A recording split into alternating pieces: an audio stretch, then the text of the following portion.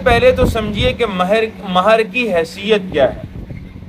تو یاد رکھیں کہ مہر شرعاً واجب ہوتا ہے. شرعاً کیا ہے؟ واجب ہے.